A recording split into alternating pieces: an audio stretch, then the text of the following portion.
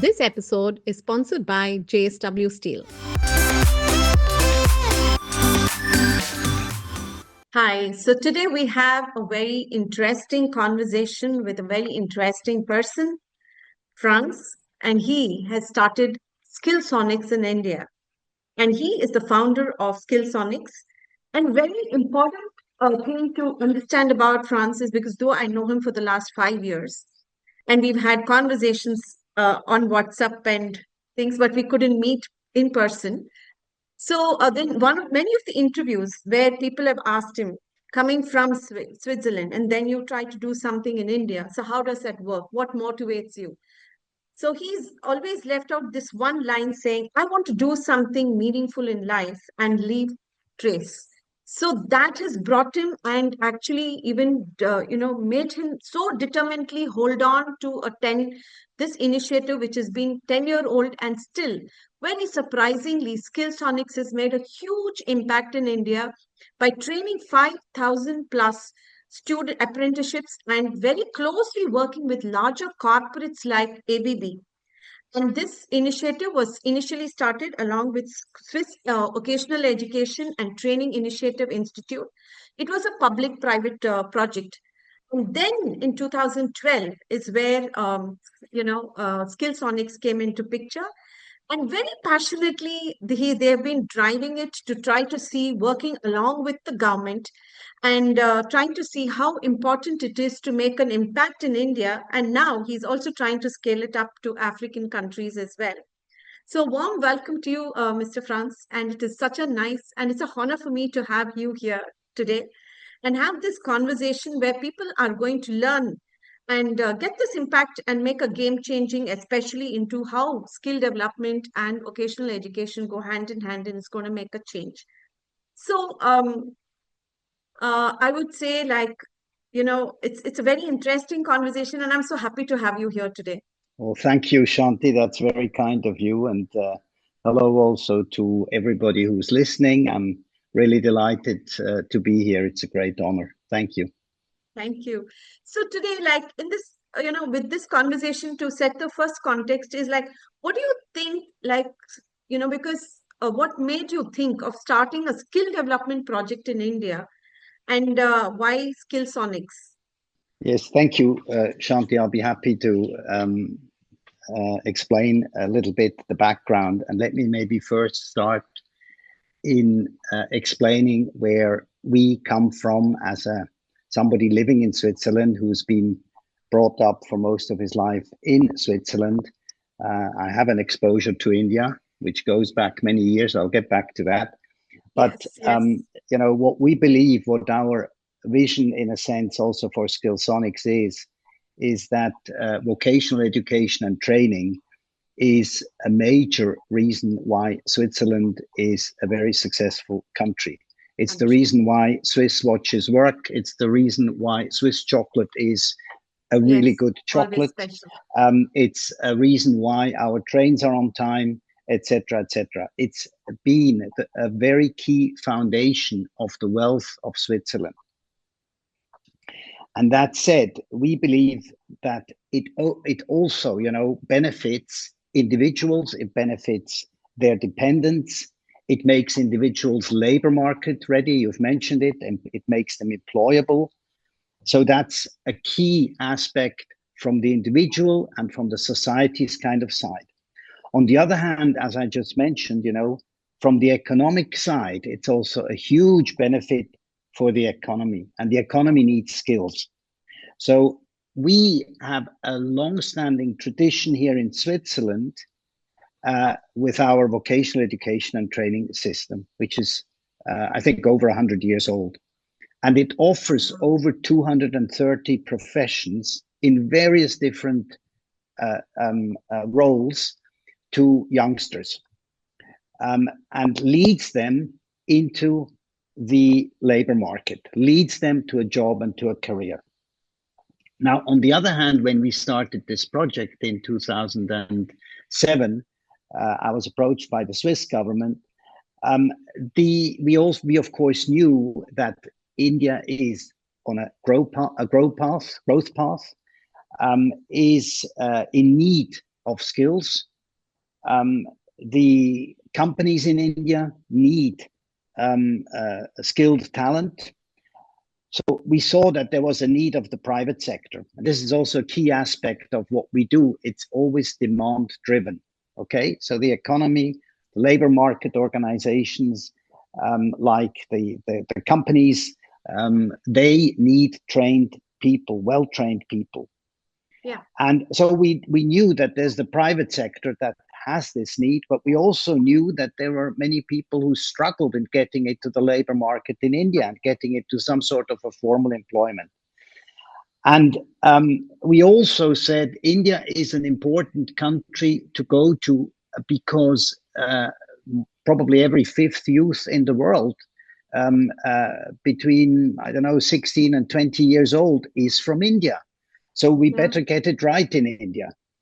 And we wanted to, so we wanted to do something which really leaves a strong impact. And of course, then last but not least, I have spent part of my youth in India, going to schools in the Nilgiris.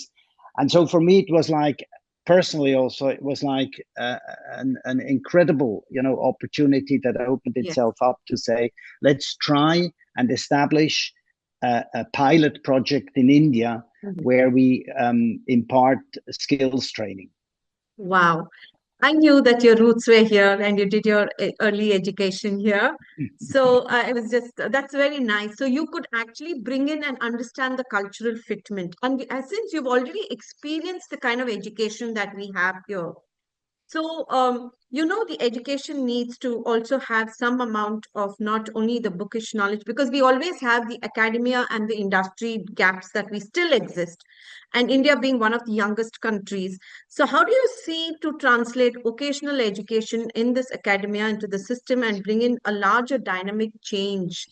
I know you've answered it a little more, but do you have something in mind that can work, and how Skillsonics is looking forward to work along with the NEP and also the SDG goals that has come into picture?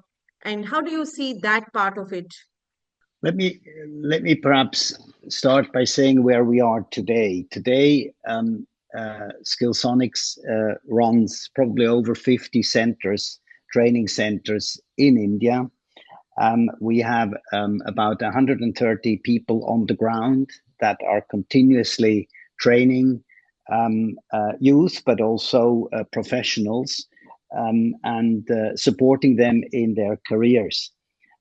At the moment, we are training about 100,000 people a year, and we're also placing them. And I think this is one of the factors that really distinguishes us, that we are very much geared towards bringing people to employment. And what you were, mentioning is, how do you now bridge kind of this situation coming from Switzerland and starting something in India? And I think there's a couple of points that I think is what we kind of thought through and are trying to implement. First of all, we realized also during our pilot project phase that we could not implement the Swiss vocational education and training system in the same way in India. That's not possible. But what we can do, we can take some of the key ingredients of this system and use them in India. So we had to find, and we have found a model now that is localized, that is a fit for India. The Swiss model as such would not be a fit for India at this point of time. And it's, because there's a lot of things that would have to be different. And this is not about qualifying anything and saying it's better here or better there. We've just found a solution which we are quite successful with now in India. One of the aspects of this is that we are using Swiss training methodologies. We are using Swiss content development methodologies, Swiss assessment methodologies, teaching and training methodologies Yeah. That we can use, and that we are actually is one of the is a key aspect for as to how we deliver our programs and courses. But on the other hand, what India has also learned us, and what India is incredible, um, uh, it has an incredible capabilities. That's the ability to scale. you know, Switzerland is a small country with 8 million inhabitants. That's like I don't know, a suburb of Mumbai. That's about it. And there you have it. So we Yeah. have not a very good sense of how to scale something. We customize everything. We can do that, but you can't do that if you have to train hundreds of thousands and millions of people. So that's one aspect. And then India is also, much more diverse than Switzerland, and that is also A huge a quality challenge. that it's a challenge, but it's also a quality. It's got both aspects, and it Yeah. is something that we also have to take into account when we talk about our programs and courses. The resourcefulness of India is almost second to none, in terms of how um, uh, companies, how training organizations deal with limited resources. Yes. What do you do if you have, one motorcycle engine and you have 6 or 7 or 8 or 9 or 10 youngsters who should be learning Should how be a learning. carburetor works? That's not Yeah. ideal, but if you think that this is in many ITIs, I've seen this in the industrial training institutes and other organizations that are training in India. I have seen, that there is hardly any equipment for really imparting practical training to the young, and Yes. it's a shame. It's something that I'm sure is improving, but it must be improved. But then on the other hand, it's incredible what the country has actually achieved with those So little far. resources. So I Yeah. think that's the other side of the coin. And obviously, the resilience and the energy that you have in India is incredible, and is, of course, also for me personally always a big joy to come and visit the country. But it is also something that we're taking into account, and we have now been able, to um, adapt the system by um, creating short-term courses, Wow. um, short-term programs, by um, using corporate social responsibility funding. Ah, This is in Switzerland, it's not like that. But in India, this is a great contribution that the private sector is actually making to skilling. We have also, this is one of the common shortfalls. By the way, many of these shortfalls of vocational education and training are not just specific to India; they're across the globe. We are heavily also investing into capacity building, training trainers, so that the pedagogy, the impact is improved. And so these are some of the things that we've done. And the social economic fabric, we aim specifically to support those who are economically disadvantaged.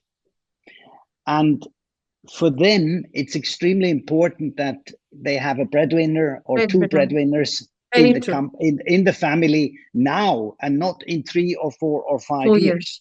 Yes. So Yes. we said also we want to make sure that we can, in the shortest possible time, train people to a level where we can get them a job. And today, over 90% of the people that we train, we can Are actually place them employed. afterwards. So this Yes. is what I must also say. We are all, the whole team is rather proud of, and this is really what drives us also. That we're not just training, we're not just educating, training, but we're actually providing a livelihood to people, and that's Yes. part of our vision and our mission. Wow. Actually, it's so beautiful when you spoke about the curricula, the teaching methodology, and and you also have these schools that have been set up, schools for vocational education, and predominantly looking at the economically weaker section to uplift them. And the first thing they do is can I get a job? And how quickly can I get and how quickly can I move? So I think that's the most important aspect, and you have actually bridged all of those things. But do you see a challenge in terms, what are the biggest challenges? Where do you see it? Because if students are coming in, or is it because people need to get awareness about it? Or do you think, like, what are the biggest challenges that you think actually to scale up this whole project in India to make it more sustainable? What are the biggest challenges? Um, I think one of the it's a very good question, of course, and it's a key issue which I find mind-boggling and which we cannot just overcome on our own, and that is we have to make skills more aspirational. Operational. For me, a lot of the problems turn around this aspect. You can look at it from an individual point of view, where parents do not think that their children should learn a trade or a profession. They think that's a dead end that does not lead to a career. Yeah, You yeah, can also look at it from the systemic point of view. So you can say that systems, school systems, education systems in many countries do not treat or do not give sufficient emphasis on vocational education and training. So it's all yes, about academia. It's all about studying and having in the end a bachelor's degree. Um, and that is from my perspective, um, not necessarily the right approach. I do think we have to learn that whether someone joins the workforce um, by first being a machine operator, or whether it's someone who comes in through an academic route, it doesn't matter. Both should have the opportunities to to grow. grow. There should be no glass ceilings and no other ceilings also. So Absolutely. everybody should have an opportunity. If they study first, they should still be and this is happening here in Switzerland. We're starting to see this more and more. People study and then they're not really equipped for the labor market, and then they do a vocational Yeah. training. And the opposite should also be possible. It must be possible for people who've started their career by learning a job. They should have the opportunity also to To later on reskill. progress on the to yes, or also to progress and to go into an academic profession. That is one aspect. The other aspect is that um, systems, education systems should provide for that. They should Yeah. provide for a permeability so that you can move from an academic institution into a training institution and Training vice versa. institution. Yes, yes. And this is something that is not yet, I think, sufficiently recognized and implemented. Recognized. Very true. Very true. So it's like, if you see even students who are studying in class 10 here, then move up to 12, they're still trying to figure out what is it that they want to study and what is it. They forget to understand what's their strength and then how important it is to develop few skills. And I think most of us, like, who recognize that, will be in the late 30s. And then, you don't feel, you feel like, okay, do I go back and learn, or do I still sit to earn? So I think you rightly put it across, France, because it's very important that you can always go up, go reskill, upskill, so that there is a continuous. And COVID was a beautiful time where we had to learn that people were just having just one skill and they were just literally stuck. They didn't know how to move up. And that was a good thought process and a reflecting time for people to understand how important it is to focus more on your skills, right? And see what more you could do. And people who have really had that and identified that potential, they were really able to sustain. And especially even, picking up a skill to do something online and not going back. So very beautifully put. So how do you think my last question is, I know you've done a lot and you still have a great passion to make things work. So, what do you think could be the kind of a message, or what do you think is an immediate change that people need to see or work on in terms of academia, or even in terms from the parental side? What should be the thought process, and how do you think that we could make that small change so that, we see some changes? Because I know how Swiss works, as what you have already mentioned, the cultural, the way how people think, it's different. So how do you think we could develop this vocational education centrally being to sustainable development worldwide? And how do you see India's effect? Basically, what should India do to make it more change? And how could you make that? Because every stakeholder needs to be playing their part, right? Yes, well, that's a big question. And I'm Maybe you could humbled, sum it up in a very small way and say, like, Uh, yeah, maybe we could do these I small think baby steps for the next 2, 3 years. What we first of all, could. let me just recap. When we started this project, the landscape in India, the training landscape was very fragmented. Okay, there Ah, were yes. ITIs, there were local agencies, they were doing their best with very limited means to kind of impart the skills that they thought were needed. There were a lot of shortfalls starting from the curriculums that were not sufficient because they were not really geared to the needs of the industry or of the private sector. So they were not geared to the demand side. There was a lack of a shortage of trainers, of good trainers. Yes, yes. There was there were a lot of mismatches. And since then, so we're looking at this time span of about 15, 16, 17 years, India has, really progressed. It has institutionalized a Yes. framework for vocational education and training. And Yes. it has created, agencies like the National Skill Development Corporation, like the MSDE, etc. And these are all, these are big steps. And I think they've also helped the country to get to the Yes. point where it today is, where it's really starting to attract a lot of investment, and is growing, and is also we can see that the skills, there's still a shortage of skills in India, but we can see that there is a slow change here. So on a global scale, I think we just have to create and keep pushing for this awareness that skills training Awareness is creating. an equally good way to getting to employment and earning a livelihood. And that needs, a lot of work. It needs an institutional framework. It needs the social recognition, and that's where we come Yes. into the operational discussion That's again. very That important. is extremely important. These jobs need to be paid well. You Paid well. cannot have, Yes. you have to recognize that a good quality plumber costs money, but Money. then your system will work. And if you're Yes. not willing to pay decent money, you're only going to get, you're going to get peanuts. So Peanuts. you have to make sure that the vocational that these skills are also recognized, Recognized.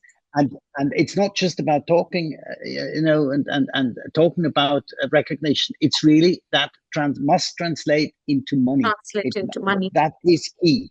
So I think this institutionalization, the aspiration, and this recognition of the importance and quality of skills is something that is absolutely key. Obviously, it's also good to have international partnerships. Training, and is also one of the sustainable goals. To have international partnerships to create a more sustainable development, etc. This is also part of what we, are working on doing. We work with partners in Switzerland, we work with partners in South Africa, and of course in India, and that hopefully, will contribute a little bit to this transformation. And it's key, because if people are not being employed, that can cause a lot of challenges on many Absolutely. different levels. They need to have Absolutely. either an employment or become self-employed, and we have to. It's our duty to give them these faculties, Sustainability. that they can live a decent life. Very true, very true. Thank you so much, Franz, for bringing out this. So, just to reflect on our conversation, one is when the very focus is not about only the occasional training, but also looking at the standpoint of saying you need quality work to be done. When we are emphasizing on quality things, we want quality work, then you also need to be having a quality payment that needs to be done.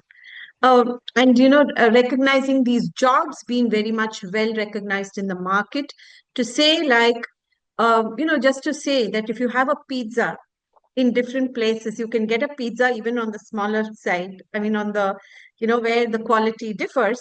But if you were emphasizing to get a small, good quality stuff, then you need to see how to standardize those things, recognize the work quality, then see to that the standardized payment, like how we have shops and establishment also talking about standardized payment and minimum wages that needs to be defining wages is one of the key factors as well for the government from their policy making and things like that.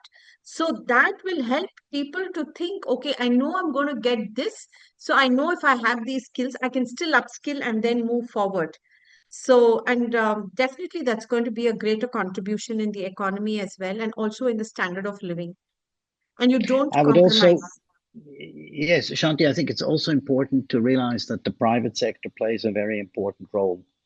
And there are some stellar companies in India also who offer enormous opportunities to highly skilled Yes. people. We can show you success stories where trainees, people that we have trained in skills, are today running entire manufacturing operations in Wow. their company, and they started at the bottom and they worked their way up.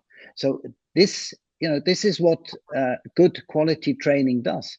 It offers That's you a very true. career, and you will find on the demand side at the companies, with the private sector, in hospitals, wherever, you will find that these people are, they are desperately needed, and they will be offered, they are offered opportunities.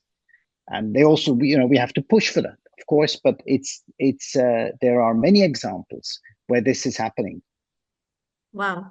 So is there some example which is very close to your heart in these 10 years? Any story that you would love to share? Well, uh,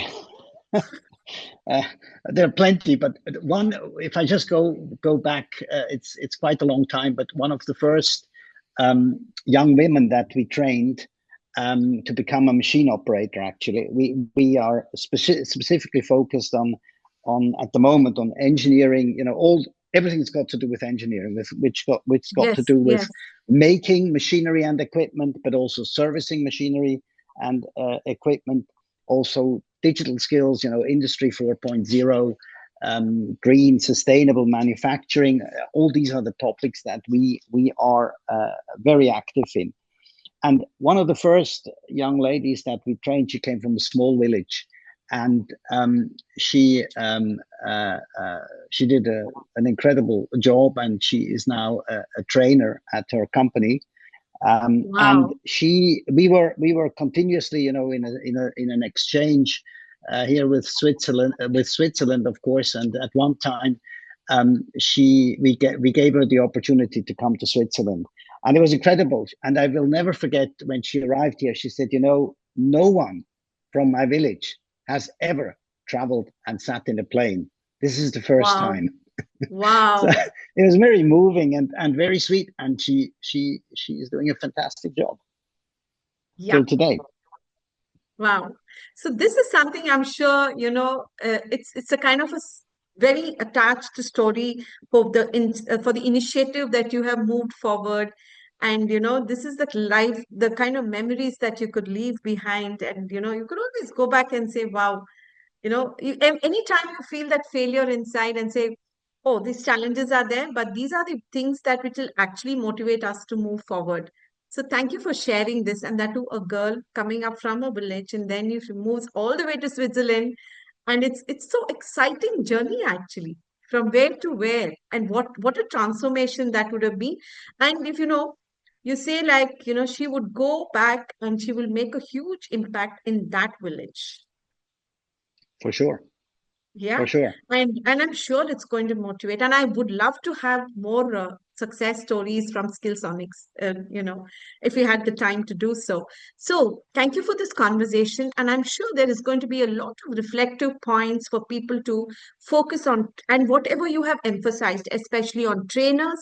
Trainers, we have a huge dearth of trainers.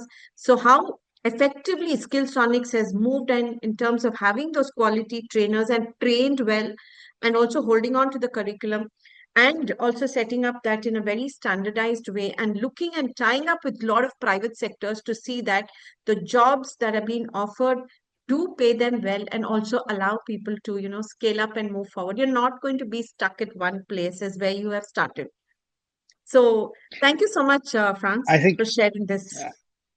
Sure, Shanti, it's a pleasure, and I think it's very important, that we all realize vocational education is not just about jobs. It's actually about dignity and growth, personal and economic growth, Absolutely. and innovation. And we have to make sure now, and that's what we will do as Skillsonics. We want to bring these global best practices to India and merge them with the local opportunities to really support India's growth and also, of course, the growth of India's people. Thank you. That means a lot actually in this current scenario. That is the most important thing, to see how we could move and scale it up, because we have the youngest generation now. And if you don't do it now, I don't know when we are going to do this. So this is a great Absolutely. effort done by you. And I wish you all the best, Franz, to make more and more changes. And where next conversation that we have, we see a huge impact, and, all the dreams that you had, that comes true. Thank you so Thank you, much. Shanti. And thanks for having me. I'll be happy to interact with listeners Sure. in through my Skillsonics account or through LinkedIn. And I look Sure. forward to seeing you soon. Take care. Thank you. Thank you. You too. Take care.